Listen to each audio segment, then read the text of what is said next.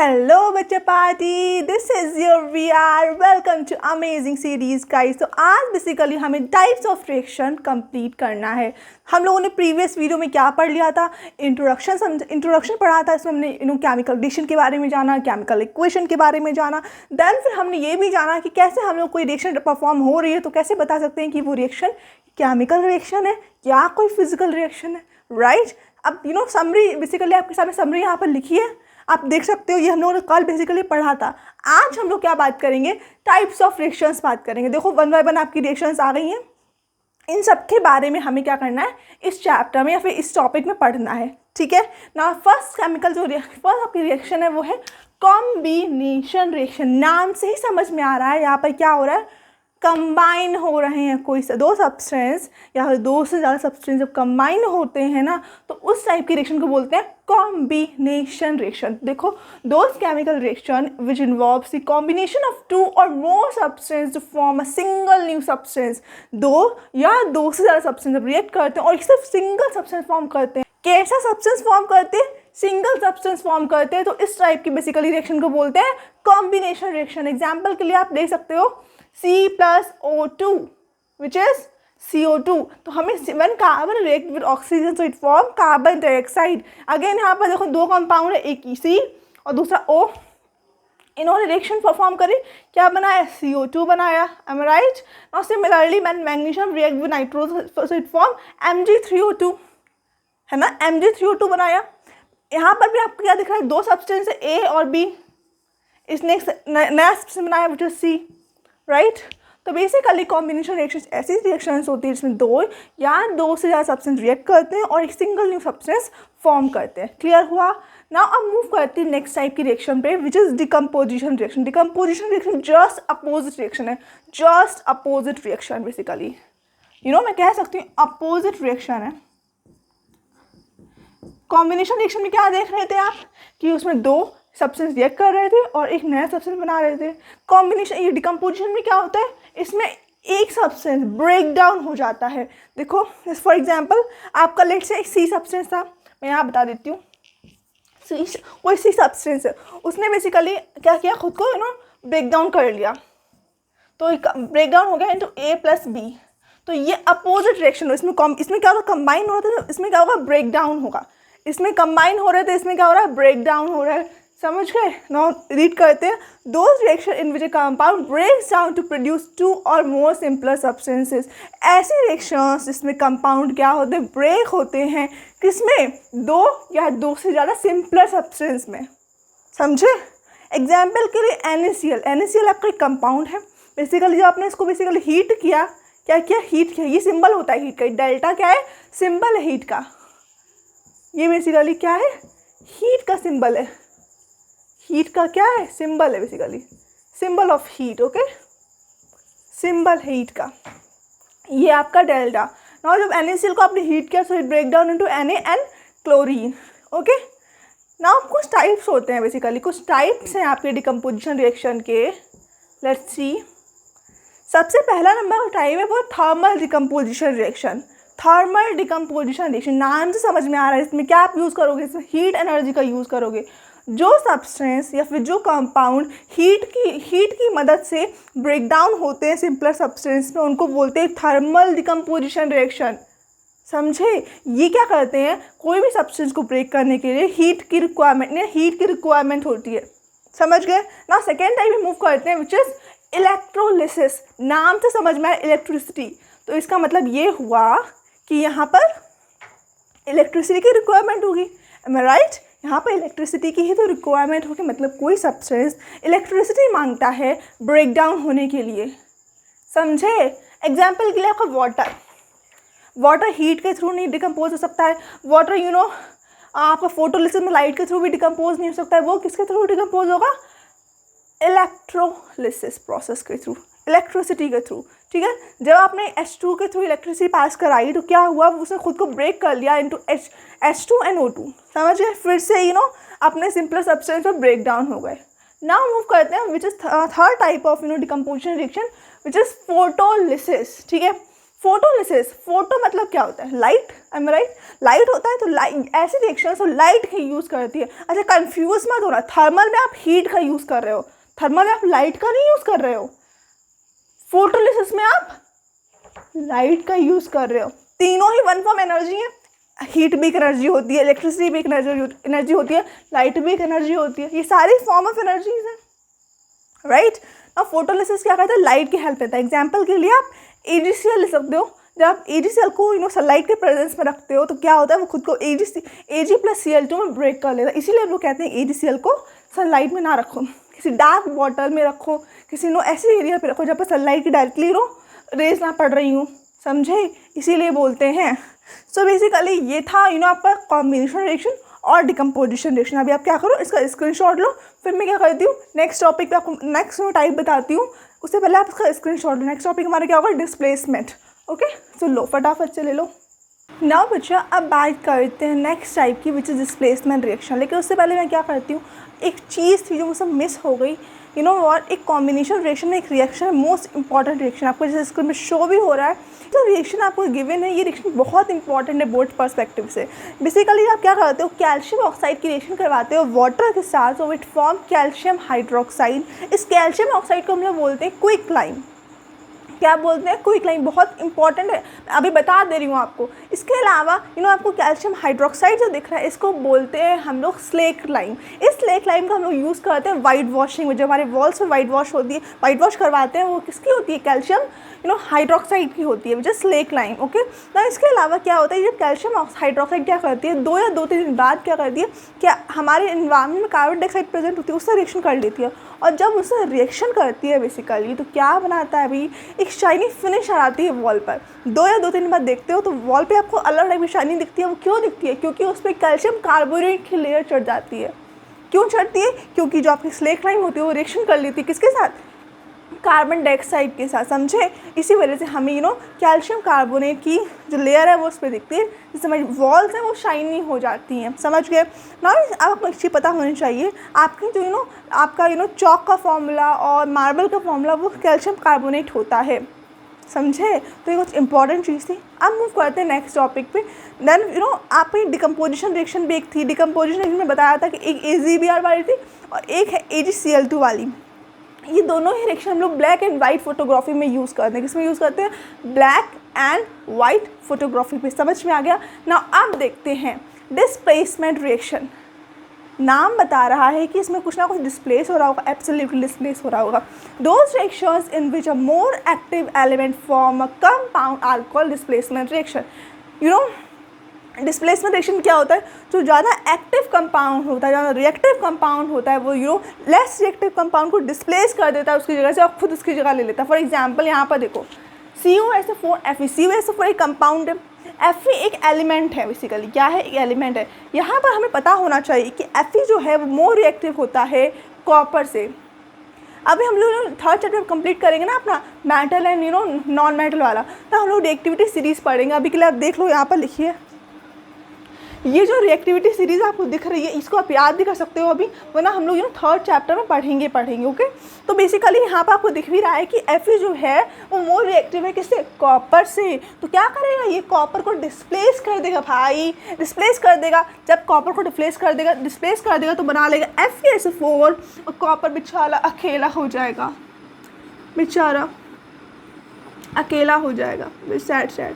ठीक, so basically Fe is more reactive than copper, so it displays copper from copper sulfate solution form FeSO4। समझे, इतनी बात clear हो गई। Displacement reaction, ये 2 रिएक्शन कुछ और इंपॉर्टेंट रिएक्शन गिवन है, इसको भी याद कर सकते हो ना। बात करते हैं डबल डिस्प्लेसमेंट रिएक्शन की।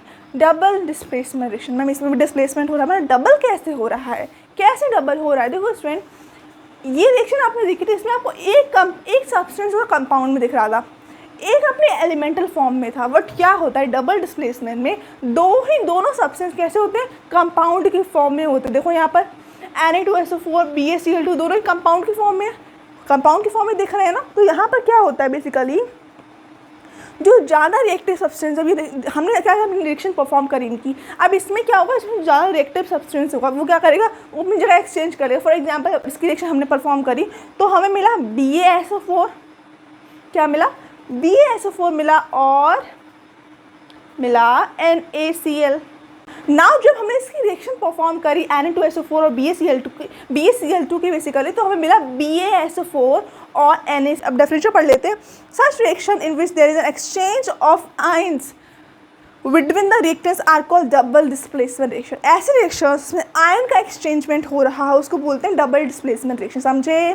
Crystal clear? ऐसे रिएक्शंस में आयंस का डिस्प्लेसमेंट होता है उसको बोलते हैं डबल डिस्प्लेसमेंट रिएक्शन। एग्जाम्पल के तौर पे आप ये लिख सकते हो। समझ गए? नाउ स्टूडेंट्स अब बात करते हैं एक्सोथर्मिक रिएक्शंस के बारे में। किसके बारे में बात करेंगे? एक्सोथर्मिक रिएक्शंस के बारे में बात करेंगे। एक्सोथर्मिक रिएक्शंस बेसिकली ऐसी रिएक्शंस होती हैं जिसमें जब आप प्रोडक्ट फॉर्म करते हो ना तो उसमें हीट का इवोल्यूशन होता है। फॉर एग्जांपल आपने क्या किया, आपने बेसिकली मीथेन का क्या करवाया, कंबशन करवाया। जब मीथेन का कंबशन करवाते हो बेसिकली तो आपको हीट वहाँ मिलती है, हीट निकलती हुई दिखती है ना बेसिकली। तो उस ऐसे रिएक्शंस में हीट का इवॉल्वमेंट हो रहा हो, हीट निकल रही हो, जब भी कोई रिएक्शन परफॉर्म करते हैं अगर उसमें आपको हीट का इवॉल्वमेंट होता हुआ दिख रहा है तो उस टाइप की रिएक्शंस को बोलते हैं बेसिकली एक्सोथर्मिक रिएक्शन। अब देखो यहाँ पर आपने जब CH4 की रिएक्शन करवाई ऑक्सीजन के साथ तो आपको कार्बन डाइऑक्साइड मिला और H2 मिला, इसके साथ साथ आपको बहुत हीट भी मिली। क्या मिली? हीट भी मिली। समझे? अब बर्निंग हो रही है, बर्निंग होगी तो हीट का इवॉल्वमेंट तो होगा ना, होगा। तो इसका मतलब ये हुआ exothermic basically are those type of chemical reactions in which formation of products is accompanied by heat. किसके? हीट का इसमें इवोल्यूशन होता है ना। सिमिलरली एक और एग्जांपल है C6H12O6। जब आप इसका ऑक्सीजन रिएक्शन करवाते हो तो क्या करता है, ये खुद को ब्रेक डाउन कर लेता है CO3 H2O एनर्जी में। तो एनर्जी इसका वन काइंड ऑफ हीट में इवॉल्व हो रही है, राइट? कैसे? हीट एनर्जी भी एनर्जी इवॉल्व हो रही है। तो अगेन ये आपका एक्सोथर्मिक रिएक्शन ही हो गया। और इसके साथ ही जब आप वेजिटेबल को डिकम्पोज करते हो ना तो वेजिटेबल डिकम्पोजिशन भी आपका one kind of exothermic reaction है। क्लियर हुआ? नाउ बात करते हैं एंडोथर्मिक रिएक्शंस के बारे में। एंडोथर्मिक रिएक्शंस बेसिकली ऐसी रिएक्शंस होती हैं जिसमें फॉर्मेशन होता है product is accompanied bye absorption of heat. ऐसे रिएक्शंस इसमें किसी प्रोडक्ट का फॉर्मेशन और हम लोग क्या कर रहे हैं, उसको हीट दे रहे हैं। फॉर एग्जाम्पल मैं बात करती हूँ डिकम्पोजिशन रिएक्शन की। डिकम्पोजिशन रिएक्शन हम लोग थर्मल डिकम्पोजिशन पढ़ा था, उसमें हम लोगों ने हीट दी थी रिएक्शन होने के लिए, हीट दी थी। तो ऐसी टाइप की रिएक्शंस को जिसमें हम हीट देते हैं उनको बोलते हैं एंडोथर्मिक रिएक्शन। तो एक्सोथर्मिक रिएक्शन ऐसी रिएक्शंस होती हैं जिसमें हीट निकल रही होती है, वहीं एंडोथर्मिक ऐसी रिएक्शंस होती हैं जिसमें हीट हम लोग देते हैं, प्रोवाइड करते हैं। समझे? क्लियर हुआ? ओके। नाउ अब बात करते हैं प्रेसिपिटेशन रिएक्शन के बारे में। प्रेसिपिटेशन रिएक्शन बेसिकली ऐसी रिएक्शंस होती है जिसमें क्या होता है, प्रेसिपिटेट का किसी सॉलिड सब्सटेंस का फॉर्मेशन हो रहा है। फॉर एग्जांपल दो एक्वा सॉल्यूशन है, क्या है, दो एक्वा सॉल्यूशंस हैं, उनकी जब आपने रिएक्शन परफॉर्म कराई उसमें से बेसिकली कोई ऐसा सब्सटेंस बना जो कि कैसा हुआ, प्रेसिपिटेट की फॉर्म में हो, सॉलिड की फॉर्म में हो। यहाँ पे ये रिएक्शन आपको दिख रही है बेसिकली Na2SO4 BaCl2 वाली, ये भी एक one kind of precipitation reaction है क्योंकि यहाँ पर भी अगेन NaCl का प्रेसिपिटेट, यहाँ पर ये दोनों ही बेसिकली अपने एक्वा सॉल्यूशन में है, ये दोनों ही एक्वस में है। एक्वस क्या होता है? एक्वस बेसिकली जब आप क्या करते हो बेसिकली कोई भी सब्सटेंस वाटर के साथ होता है बेसिकली। मान लो लेट से ए सब्सटेंस है, उसको आपने वाटर के साथ मिक्स कर दिया ना H2 के साथ, तो वो बना लेता है एक एक्वा सोल्यूशन। क्या बना लेता है? एक एक्वा सोल्यूशन बना ले। इस पहले चेक कर लेना, एक्वा सोल्यूशन बना लेता है। ठीक है, तो बेसिकली वो एक एक्वा सोल्यूशन कहलाता है। अब यहाँ पे दोनों ही एक्वा सोल्यूशंस हैं, जब इन्होंने रिएक्शन परफॉर्म करी तो BaSO4 तो आपको एक्वस मीडियम में मिला, ये तो आपको एक्वस मीडियम में मिला, बट आपको NaCl जो था वो आपको एक सॉलिड सब्सटेंस से मिला, एक प्रेसिपिटेट में मिला। तो इस काइंड की रिएक्शन को बोलते हैं प्रेसिपिटेशन रिएक्शन। क्या बोलते हैं? Precipitation reaction. समझे? देखो डेफिनेशन में ये लिखा हुआ है, डेफिनेशन में भी तो यही लिखा हुआ है। क्लियर हुआ? तो ये था प्रेसिपिटेशन रिएक्शन के बारे में। अब बात करते हैं ऑक्सीडेशन और रिडक्शन रिएक्शन के बारे में, लेकिन उससे पहले आप क्या करो, इसका स्क्रीनशॉट ले लो, फिर बात करेंगे ऑक्सीडेशन और रिडक्शन रिएक्शन के बारे में। फटाफट से ले लो ज़रा। नाउ स्टूडेंट्स अब बात करते हैं ऑक्सीडेशन रिएक्शन के बारे में। तो अभी ऑक्सीडेशन रिएक्शन ऐसे रिएक्शंस होती हैं जिसमें आप क्या करते हो, ऑक्सीजन का एडिशन करवाते हो। उसका नेम ही सर्च कर रहा है ऑक्सीडेशन। क्या? ऑक्सीडेशन मतलब यहाँ पर क्या हो रहा होगा, ऑक्सीडेशन हो रहा होगा, ऑक्सीजन का एडिशन हो रहा होगा। तो ऐसी रिएक्शन जिसमें क्या होता है, एडिशन हो रहा है ऑक्सीजन का, तो उनको बोलते हैं ऑक्सीडेशन रिएक्शन। ठीक, addition of oxygen is called oxidation reaction. For example ये रिएक्शन लिखिए, carbon reacts with oxygen so it form carbon dioxide. तो यहाँ पर भी किसका एडिशन हो रहा है, ऑक्सीजन का हो रहा है, इसलिए मैं कह सकती हूँ कि जो रिएक्शन है ये वाली कैसी रिएक्शन है, ऑक्सीडेशन रिएक्शन है। क्लियर हुआ। इसके साथ ही साथ मैं कह सकती हूँ अगर क्या हो रहा हो, रिमूवल हो रहा हो किसका, हाइड्रोजन का, तो वो कैसी रिएक्शन हुई, ऑक्सीडेशन रिएक्शन हुई। Addition of oxygen oxidation, removal of hydrogen again oxidation. समझे। इसके साथ है क्लास 11 में आपको एक चीज़ पढ़नी है which is loss of electron. क्या पढ़ना है, लॉस ऑफ इलेक्ट्रॉन। अगर आपको कहीं भी इलेक्ट्रॉन का लॉस दिखता हुआ दिख जाए, होता हुआ दिख जाए, तो आप बोल दोगे क्या कि वो रिएक्शन कैसी है, एक ऑक्सीडेशन रिएक्शन है। जितने भी आपके मेटल्स होते हैं स्टूडेंट्स, वो क्या करते हैं, अपनी स्टेबिलिटी को अचीव करने के लिए इलेक्ट्रॉन को लूज कर देते हैं, राइट। तो वहाँ पर उन मेटल्स का क्या हो रहा होगा, वो जो मेटल्स होंगे उनका क्या हो रहा होगा, ऑक्सीडेशन हो रहा होगा। तो मैं कह सकती हूँ कि addition of oxygen, removal of hydrogen and electron का लॉस होना क्या कहलाता है, ऑक्सीडेशन कहलाता है। इसके अलावा बात करते हैं रिडक्शन रिएक्शन के बारे में। तो रिडक्शन रिएक्शन जस्ट अपोजिट होती हैं, क्या होती हैं, जस्ट अपोजिट होती हैं किसके, ऑक्सीडेशन रिएक्शंस के। रिडक्शन रिएक्शंस बेसिकली ऐसी रिएक्शंस होती हैं जिसमें आप क्या कर रहे होते हो, ऑक्सीजन का रिमूवल करा रहे होते हो। यहाँ पर आपने क्या किया था, एडिशन करवाया था ऑक्सीजन का, वहाँ पर क्या करवाओगे आप, रिमूवल करवाओगे। समझे। रिडक्शन में क्या होता है, रिमूवल होता है, वहीं क्या और क्या होता है, एडिशन किसका होता है मैम, तो एडिशन होता है हाइड्रोजन का। स्वयं का एडिशन होना ही क्या कहलाता है, रिडक्शन। समझे। मतलब कि हाइड्रोजन किसी सब्सटेंस ऐड होता है तो बोल देंगे वहाँ पर क्या हो रहा है, सिंपली रिडक्शन हो रहा है। वहीं इसमें क्या हो रहा था, लॉस ऑफ इलेक्ट्रॉन हो रहा था, लॉस ऑफ इलेक्ट्रॉन, तो उसमें क्या होगा, gain of electron, gain of electron. कोई भी सब्सटेंस अगर इलेक्ट्रॉन को गेन कर रहा है तो उसका क्या हो रहा है, रिडक्शन हो रहा है। क्या हो रहा है, रिडक्शन हो रहा है। कितनी बात क्लियर है। तो addition of hydrogen, removal of oxygen, gain of electron is what, reduction. Clear हुआ। तो ये था ऑक्सीडेशन और रिडक्शन रिएक्शन। अब बात करते हैं रिडॉक्स रिएक्शन के बारे में। Redox reaction as a name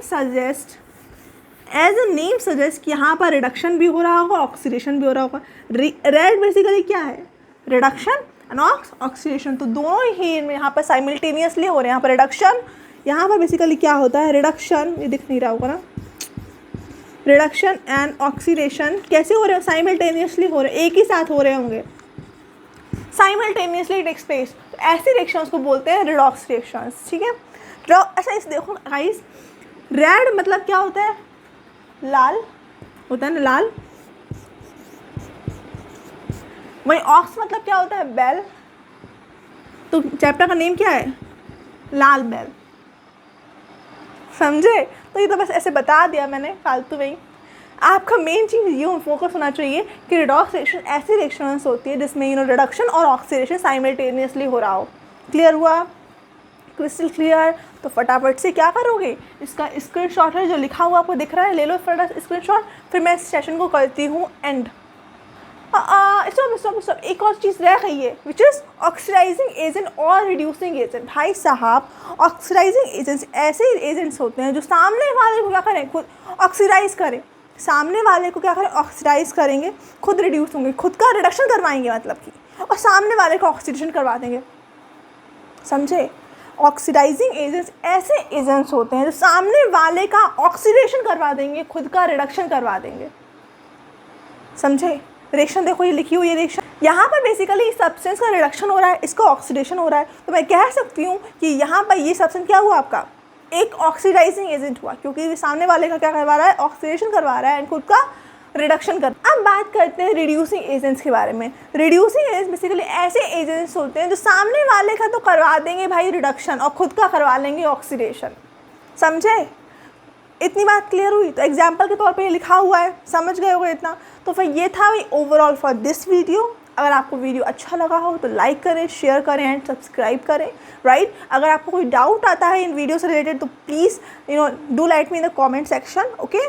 क्योंकि आप कमेंट करेंगे तो मेक श्योर मैं आपका रिस्पांस दूंगी, 100% मेक श्योर आपका रिस्पांस दूंगी। तो प्लीज़ अपने डाउट को अपने तक ही मत रखिए, बताइए कि हाँ ये चीज़ हमें समझ में नहीं आई है, तो मैं आपका डाउट को क्लियर करूँगी, समझे।